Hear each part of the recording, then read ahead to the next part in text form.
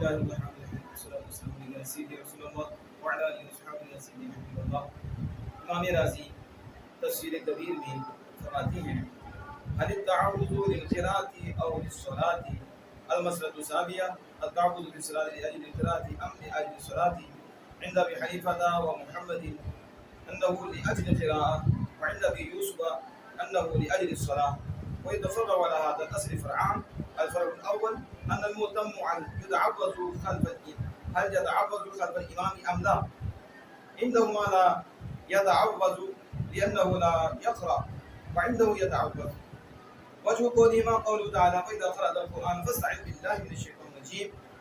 علق الاستعاذة عن القراءة ولا قراءة على المبتدئ فلا يتعوذ.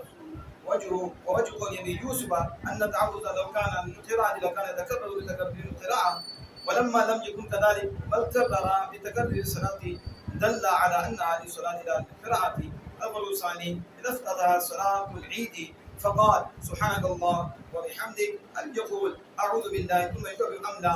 عندهما انه يكبر التكبيرات ثم يتعوذ عند القراءة، وعند ابي يوسف يقدم التعوذ على التكبيرات. واللہ تعالیٰ امام راضی فرماتے ہیں کیا قرات کے لیے اعوذ باللہ پڑھنا ہے یا نماز کے لیے؟ اب یہ بھی ایک اختلاف ہے کہ نماز میں سورہ فاتحہ سے پہلے جو اعوذ باللہ پڑھے ہیں یہ قرات کے لیے پڑھیں یا نماز کے لیے پڑھیں؟ مطلب مسئلہ سابعہ ہے، ساتواں مسئلہ، نماز میں اعوذ باللہ پڑھنا قرات کے لیے ہے یا نماز کے لیے؟ طرفین، اب یاد رکھیں جب ہم طرفین بولتے ہیں تو اس سے مراد امام اعظم اور آپ کے شگرد امام محمد علیہ رحمۃ الرحمن ہوتے ہیں. یہ ٹرمز ہیں جو فقہاء کرام کے نزدیک ہیں، یعنی صاحبین ہوتے ہیں امام ابو یوسف اور امام محمد رحمہ اللہ تعالی. اور طرفین جب بولا جاتا ہے تو امام اعظم اور آپ کے شگرد امام محمد علیہ رحمہ ہوتے ہیں. اور جب شیخین بولتے ہیں تو ان سے مراد امام اعظم ابو حنیفہ اور آپ کے شگرد امام ابو یوسف رحمہ اللہ تعالی دونوں مراد ہوتی ہیں. تو عند ابی حنیفہ و محمد ہم اسے کہیں گے طرفین کے نزدیک قرات کے لیے اعوذ باللہ پڑھنا ہے، اور امام ابو یوسف رحمہ کے نزدیک نماز کے لیے اعوذ باللہ من الشیطان الرجیم پڑھنا ہے. تو یہ جو اختلاف ہے امام صاحب کے اپنے شاگرد کے درمیان، یہ جو اختلاف ہے اس اصل پر دو مسئلے نکلتے ہیں. دو مسئلے، فرع اول اور مسئلہ اول کہنے. فرع اول کہنے وہ کیا ہے کہ مقتدی کیا امام کے پیچھے قرات کر سکتا ہے یا نہیں؟ تو طرفین کے نزدیک یعنی امام اعظم امام محمد علیہ رحمہ کے نزدیک نہیں پڑھ سکتا، کیونکہ وہ قرآن نہیں پڑھ سکتا، وہ قرات نہیں کر سکتا مقتدی امام کے پیچھے. اور امام ابو یوسف کے نزدیک وہ پڑھ سکتا. اب دونوں کے قول کی وجہ کیا ہے؟ امام راضی اس کو لکھتی ہیں کہ اللہ تعالیٰ کا قول کی وجہ، ان کی وجہ قول، دونوں کے قول کی وجہ اللہ کا فرمان ہے فَإِذَا قَرَأْتَ الْقُرْآنَ فَاسْتَعِذْ بِاللَّهِ مِنَ الشَّيْطَانِ الرَّجِيمِ. تو یہاں استعاذہ کو قرات پر معلق کر دیا، یعنی جب قرات کرنی ہے تو استعاذہ ہے، یعنی کہ قرات کو بغیر یہ استعاذہ پڑھنا ہے ہر جگہ پہ کسی اور جگہ پہ، بلکہ قرات پر معلق کیا ہے کہ قرات جب کرنی ہے تو استعاذہ کرنا ہے. تو ولا قرات علی المقتدی، تو مقتدی پر قرات نہیں. تو جب مقتدی پر قرات نہیں تو پھر مقتدی پر اعوذ باللہ بھی نہیں. یہ دلیل ہے طرفین کی کہ جب قرات ہوگی تو اعوذ باللہ پڑھیں گے. تو جو قرات کر سکتا ہے وہ اعوذ باللہ پڑھے گا. تو امام کے پیچھے مقتدی قرات نہیں کر سکتا، جب قرات نہیں کر سکتا تو اعوذ باللہ بھی نہیں پڑھ سکتا.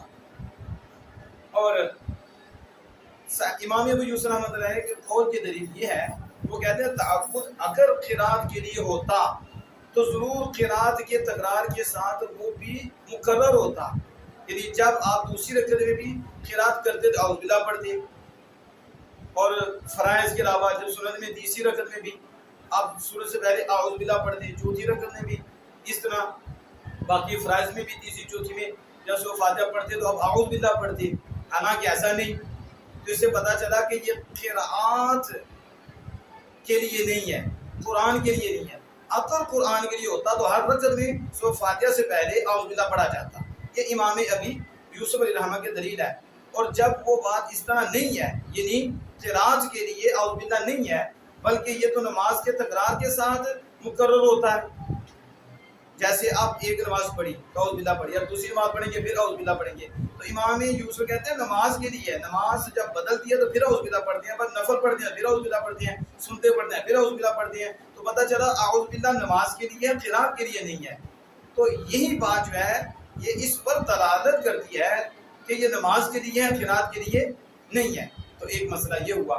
دوسرا مسئلہ یہ ہے کہ جب عید کی نماز شروع ہو جائے تو یا اذا صلاۃ العید، جب کوئی عید کی نماز شروع کرے، اذا افتتح صلاۃ العید، جب شروع کرے عید کی نماز تو کہے سبحانک اللہم وبحمدک، تو کیا وہ کہہ سکتا ہے اعوذ باللہ اور پھر ثم یکبر، پھر تکبیر کہے، یا پہلے وہ تکبیر کہے پھر اعوذ باللہ من الشیطان الرجیم پڑھا جائے؟ اب یہ بھی حنفیوں کے نزدیک اختلاف ہے کہ عید کی نماز میں سبحانک اللہم وبحمدک پڑھ کر تکبیر کہے، ایک یہ مسئلہ ہے، یا یہ اعوذ باللہ پڑھے تو پھر تکبیر کہے، پہلے اعوذ باللہ پڑھے پھر تکبیر کہے۔ تو طرفین کے نزدیک وہ تکبیرات کہے گا پھر قرات کے وقت اعوذ باللہ پڑھے گا، اور امام ابی یوسف رحمۃ کے نزدیک وہ تکبیرات پر اعوذ باللہ کو مقدم کرے گا، یعنی عید کی تکبیریں بعد میں پڑھے گا، پہلے اعوذ باللہ من الشیطان الرجیم پڑھے گا۔ تو یہ دو مسئلے تھے جو اس اصل پر نکالے گئے، اور امام راضی رحمۃ اللہ کو بھی ذکر کر دیا۔ واللہ تعالی عالم بالصواب۔